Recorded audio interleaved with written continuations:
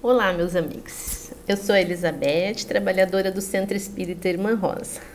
Com muita alegria que estamos aqui mais uma vez para falarmos do Evangelho de Jesus à luz da doutrina espírita.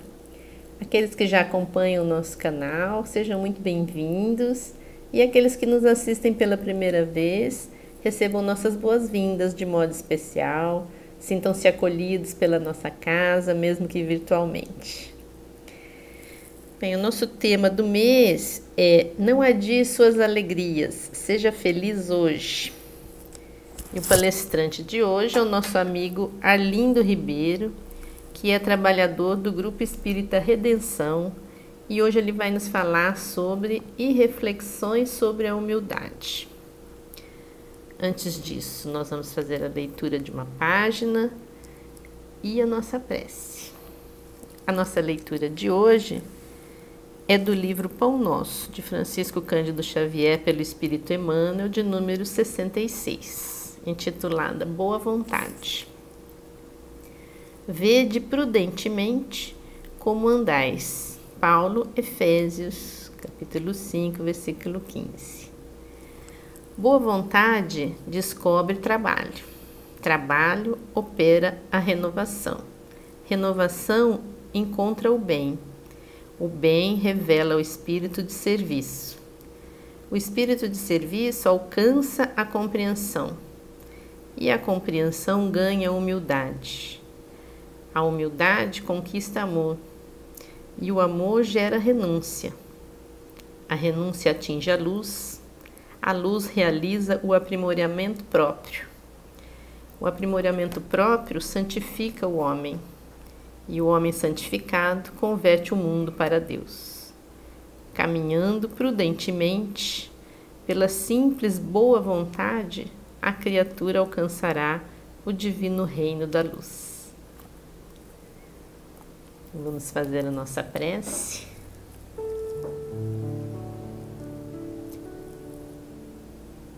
Senhor nosso Pai, Jesus, Mestre e amigo, querida Irmã Rosa, e todos os benfeitores que nos auxiliam nesse trabalho. Agradecemos mais uma vez por esta oportunidade, de mais este encontro, de mais este aprendizado. Que o Senhor possa derramar sobre nós as tuas bênçãos. Envolve-nos, Pai, com a tua luz, com o teu amor, com a tua paz, abrandando nossos corações e abrindo nossas mentes para recebermos as palavras trazidas pelo nosso amigo Arlindo para o estudo de hoje. Que o teu Evangelho, Mestre, seja o nosso guia em nossa jornada terrena e que seus ensinamentos nos sirvam de alento em todos os nossos momentos difíceis. Que o nosso palestrante possa ser inspirado pelo alto nesta oportunidade bendita. Que assim seja, graças a Deus. Vamos ouvir então o nosso amigo Arlindo. Olá, amigos queridos do Centro Espírita Irmã Rosa de Niterói.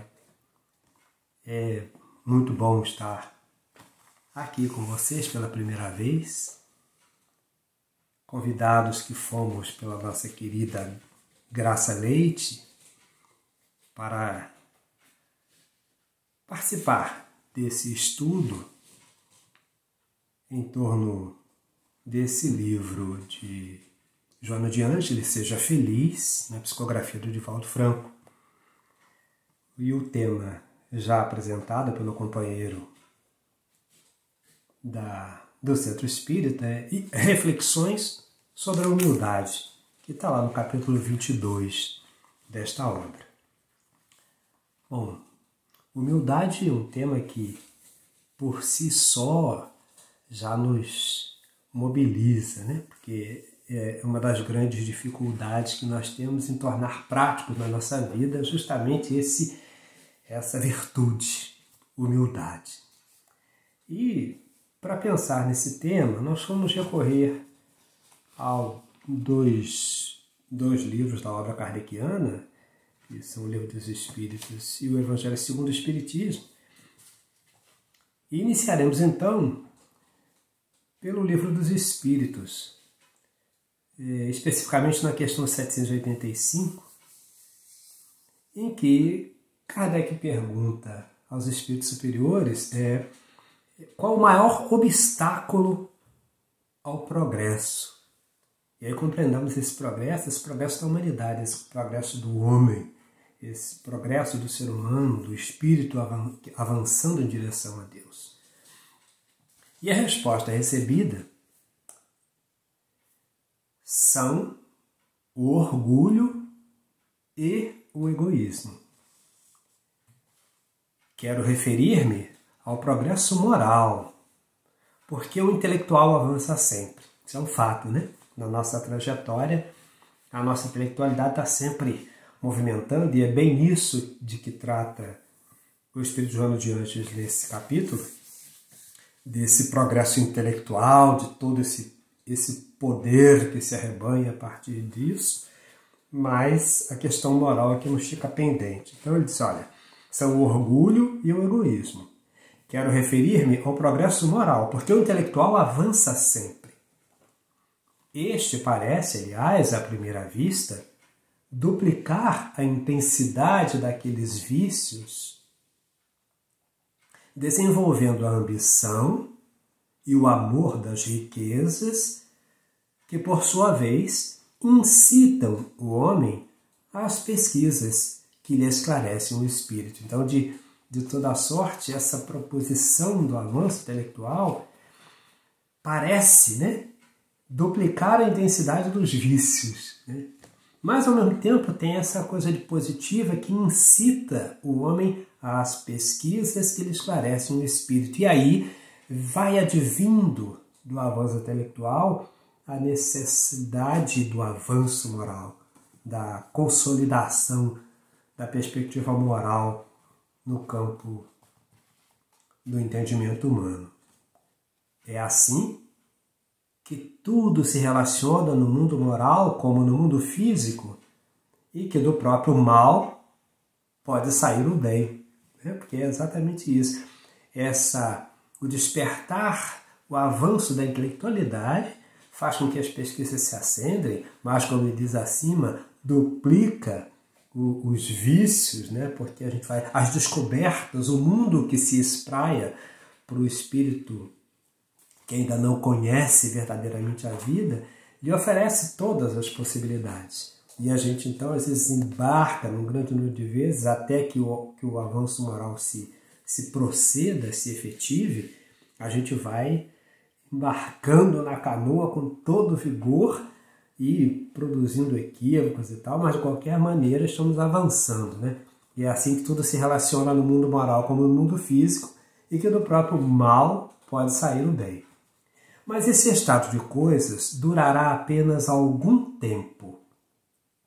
Modificar-se-á à medida que o homem compreender melhor que, além do gozo dos bens terrenos, existe uma felicidade infinitamente maior e infinitamente mais durável. Essas são as conquistas do tempo que nós acabamos realizando. E Kardec, inclusive, por isso, ele lembra para a gente que, sim, há num esclarecimento que ele faz a essa questão, ele diz: há duas espécies de progresso que mutuamente se apoiam e, entretanto, não marcham juntos: o progresso intelectual e o progresso moral, o que é um fato, né? É um fato. Quase nunca marcham juntos. É até interessante que não marchem, porque, na realidade, primeiro é o desenvolvimento intelectual que se dá. A história do homem nos tem provado isso, né?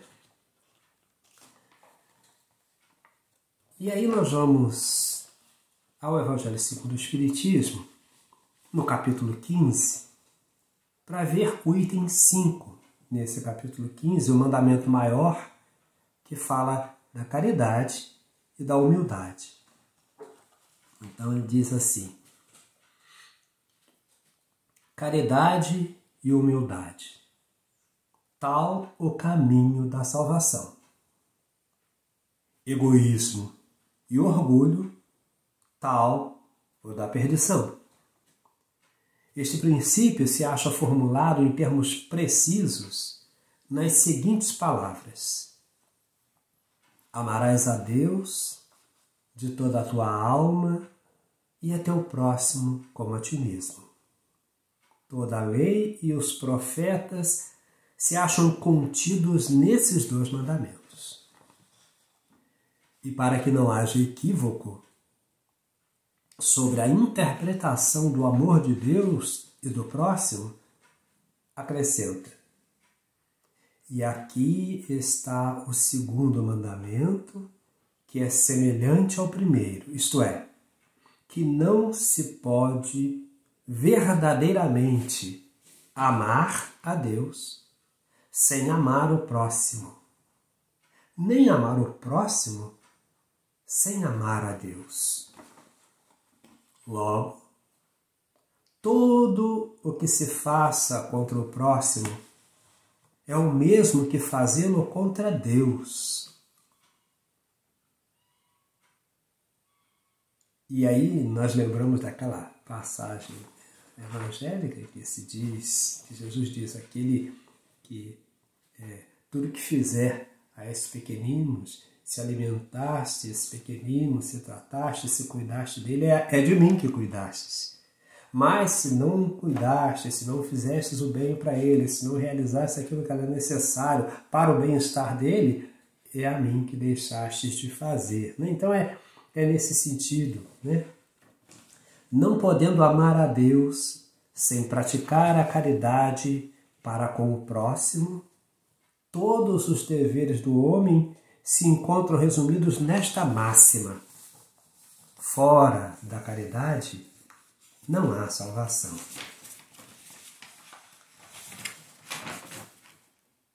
E aí nós fazemos uma pequena parada para trazer o trecho inicial da mensagem de Joana, nesse capítulo 22, que inicia assim: a humildade é uma virtude de difícil aquisição, por exigir esforço para superar seus instintos que predominam em a natureza humana, especialmente o da sobrevivência. Porque nós podemos ter como uma verdade, um fato, né? Um fato verdadeiro. Porque não é exatamente assim. Nós, todos, começamos a nossa luta, e a luta da manutenção é a luta da sobrevivência. E por conta dessa luta da sobrevivência é que nós começamos, de alguma sorte, perdemos um pouco o tino. A luta da sobrevivência acende a necessidade da automanutenção, como diz a própria palavra, da autossobrevivência, e isso acaba nos tirando um pouco. A gente fica tão ligado no fato material de precisar viver, de precisar estar forte, de precisar estar vivo, alimentado, que a gente acaba entrando numa guerra. A gente transforma isso num processo de guerra, em que eu preciso vencer a qualquer custo. De alguma sorte, nós vamos esquecendo nessa trajetória que tem pessoas à nossa volta, ombreando conosco, buscando as mesmas coisas, necessitando também da sobrevivência. E se nós não estivermos muito atentos, nós esquecemos de ser solidários. E é nisso que a nossa intelectualidade avança, o processo intelectual avança, porque a gente vai buscando maneiras de melhorar, de superar, de avançar. E esquecemos de sermos éticos, de sermos morais, de termos moralidade acentuada, de agirmos com moralidade, de agirmos, nas palavras de Jesus, com o outro, como gostaríamos que o outro agisse conosco. Vamos abandonando essas proposições. Envolvidos ficamos em salvar a própria vida. Então é importante a verificação disso, porque o que nós acabamos de ver nessa pequena passagem do capítulo 5, ele termina dizendo: não podemos amar a Deus sem praticar a caridade para com o próximo, Todos os deveres do homem se encontram resumidos, então, nesta máxima: fora da caridade não há salvação. Mas como ser caridosos sem ser humildes? E aí nós vamos, então, àquele ponto do Evangelho que tende a fortalecer a nossa busca, o nosso caminho para alcançar esse status da humildade, de fortalecer o crescimento dessa virtude em nós. Porque nesse capítulo, que é o capítulo 7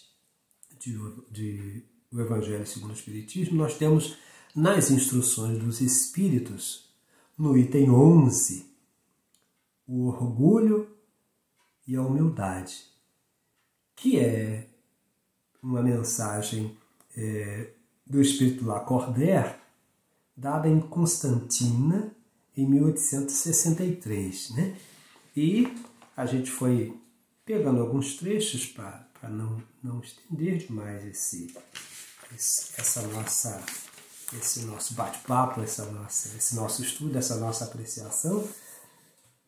Ele vai dizer assim, Lacordaire, sobre o orgulho e a humildade, que a humildade é o nosso tema original, né? Mas não há como não passar por esses caminhos em que orgulho, egoísmo, vaidade, obstam a nossa busca no sentido de alcançar a humildade como prerrogativa, como base de uma virtude tão fundamental para a nossa felicidade. Então, essa mensagem de Lacordaire vai falar disso. O orgulho e a humildade. A humildade é uma virtude muito esquecida entre vós. Os grandes exemplos que vos foram dados, poucos são seguidos. Entretanto, sem humildade, podeis ser caridosos com o vosso próximo?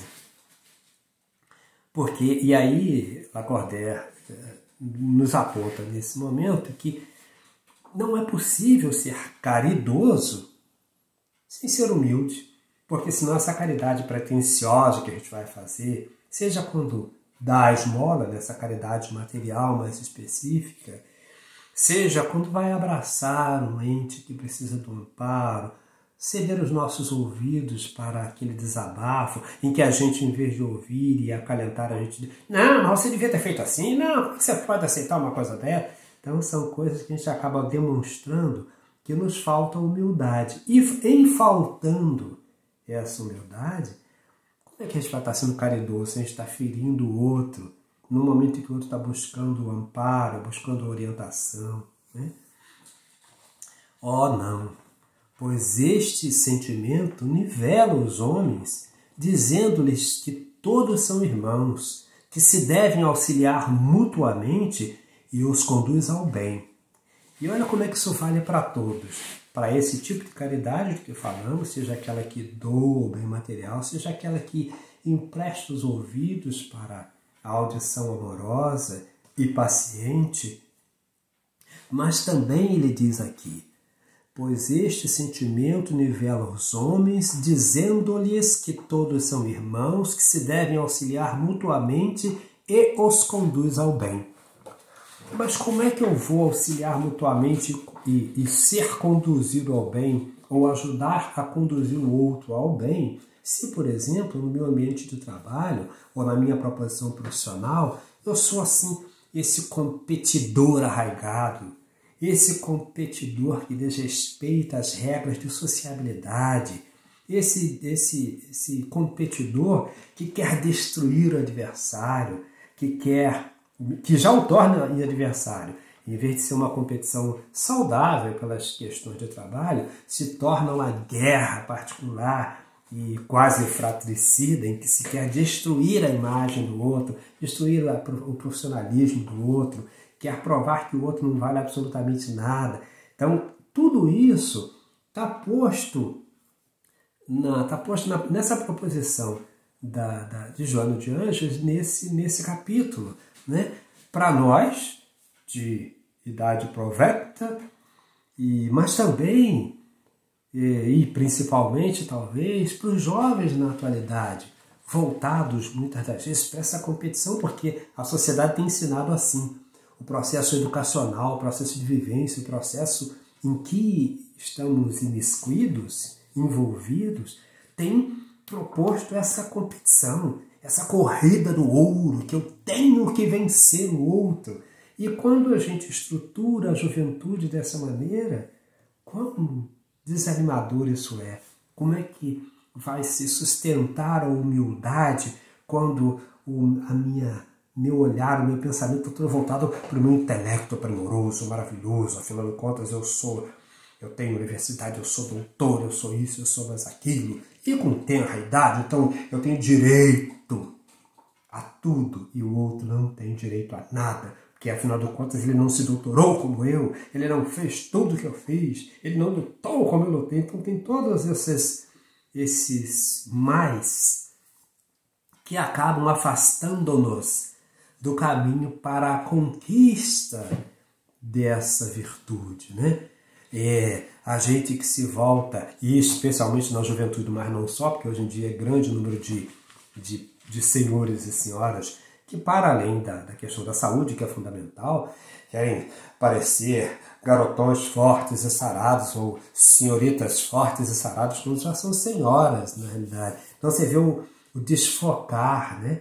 A gente perde de vista e o orgulho presente, e esse orgulho nos afasta automaticamente do caminho da conquista dessa virtude que é a humildade, né? Sem a humildade, apenas vos adornais de virtudes que não possuís, como se trouxesseis um vestuário para ocultar as deformidades do vosso corpo. Lembrai-vos daquele que nos salvou, lembrai-vos da sua humildade, que o fez tão grande e o colocou acima dos profetas. Porque o que o coloca acima dos profetas é a demonstração, é a execução, é o fazer. Fazer diferente de tudo, de todos, mas igual àquilo que é a proposição de Deus para nós. Fazer o seu melhor, fazendo o melhor para o outro. Então essa proposição que nos deve mobilizar, né? O orgulho é o terrível adversário da humildade. Se o Cristo prometia o reino dos céus aos mais pobres, é porque os grandes da terra imaginam que os títulos e as riquezas são recompensas devidas aos seus méritos e que sua essência é mais pura que a do pobre. E aí, vamos dizer, a do pobre, daquele que tem estudado menos, etc, etc, etc. Então, são vários senões que acabamos usando para justificar essa hipotética ideia de que nós temos a primazia, nós temos direito ao primeiro lugar por causa disso ou daquilo. Então, isso é muito interessante. Julgam que têm direito a tais coisas, razão pela qual, quando Deus as retira, o acusam de injustiça. Por quê? O nosso foco de vida acaba sendo tão material, e a gente tem certeza que esse material é palpável, porque o é, mas a gente esquece que ele não é durável, não é permanente. Porque só há um bem permanente, é o bem da intimidade. Os tesouros que nós temos e que carregaremos ao longo das nossas trajetórias, das nossas vivências, das nossas reencarnações, daí para o futuro, serão sempre os tesouros do coração. Quando a gente está, como ele diz, julgam ter direito a tais coisas, razão pela qual, quando Deus as retira, o acusam de injustiça. E não é assim? Nosso caminho está pronto, nosso emprego está garantido, nosso melhor emprego, com o melhor salário, com as melhores condições. E aí perdemos. Como assim? É injusto comigo? É injusto, eu não mereço isso, será meu por direito. E esse meu por direito é só para a sua experiência reencarnatória, é só para esse momento, é para lhe dar um aprendizado, é para lhe possibilitar o aprendizado e a execução da obra e a participação consciente e consequente na obra da criação. Mas é temporário, tudo que nós temos aqui é temporário. E quando é tirado de nós, meu Deus, mas eu tinha direito a isso, eu fiz tudo por isso, eu lutei por isso. Quantas noites de insônia eu dediquei sobre os meus livros para conquistar esse lugar. As provas que eu fiz, todas justas, é verdade, todas muito justas. Mas nada justo no mundo garante a perenidade dessas conquistas do mundo. Então, a humildade é um exercício que nós precisamos fazer para o nosso não sofrimento. Ó, zombaria e cegueira, diz Lacordaire, Deus vos distingue pelos corpos. O envoltório do pobre não é da mesma essência que o do rico? Porventura, o Criador terá feito duas espécies de homens? Tudo o que Deus faz é grande e sábio. Nunca lhe atribuais as ideias concebidas por vossos cérebros orgulhosos. Então é isso. É nós lembrarmos que tudo, mas absolutamente tudo aqui é transitório. A vida é transitória. A vida desse corpo que portamos nesse momento, para esse momento reencarnatório, é transitório. Ele pode durar até amanhã, ou só até logo mais. Então, só sobrarei eu de verdade, minha intimidade. Esse que vos fala não estará mais aqui. Com essa figura, não estará mais. Porque essa figura é matéria. E como toda matéria, ela perece. As pirâmides do Egito estão lá, mas já não são as mesmas. Já foram tanto corroídas pelo tempo. E o tempo ainda vai passar mais e destruí-las-á todas. Porque é isso. O que é pó, vira pó. E isso é pó. Então, o fundamental é que lembremos ou procuremos estar atentos. Não é a lembrança pura e simples no intelecto, mas que nos atentemos nas nossas ações diárias sobre essa questão tão importante para as nossas vidas, que é a humildade. Difícil o exercício da humildade. Muito difícil para todos nós. E para a gente não pensar que é diferente, é só pensar lá nos discípulos mais diretos de Jesus.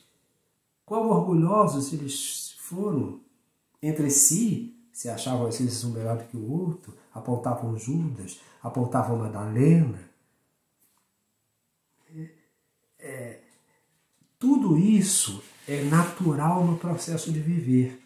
O que não é natural é que esqueçamos que é preciso lembrar que a humildade é o caminho para a nossa felicidade ou para a maior plenitude das nossas conquistas, né? Então é isso.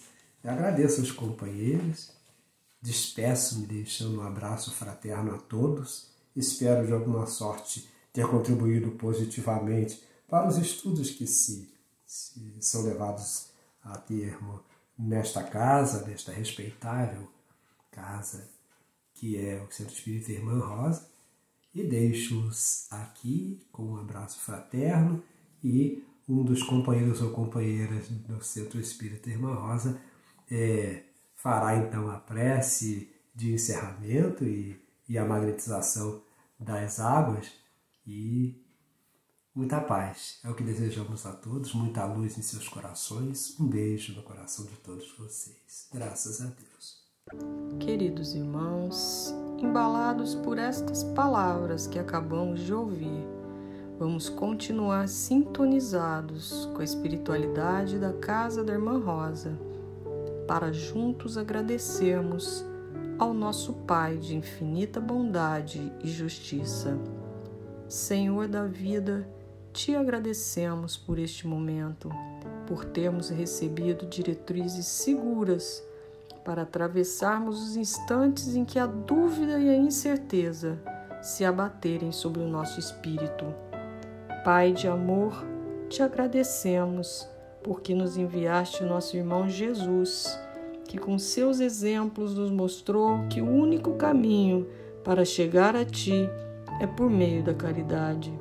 Caridade com os nossos irmãos, caridade com os nossos filhos, caridade com nossa família, caridade, Mestre, com todos aqueles que cometem equívocos contra nós e assim se desviam desse caminho reto traçado pelo nosso Pai.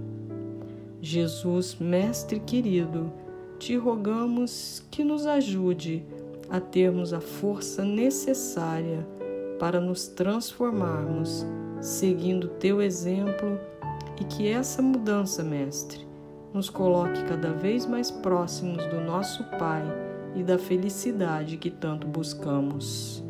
Te pedimos, Senhor, que fluidifique nossas águas para que elas contenham o remédio necessário para trazer o bem-estar físico e espiritual de que necessitamos.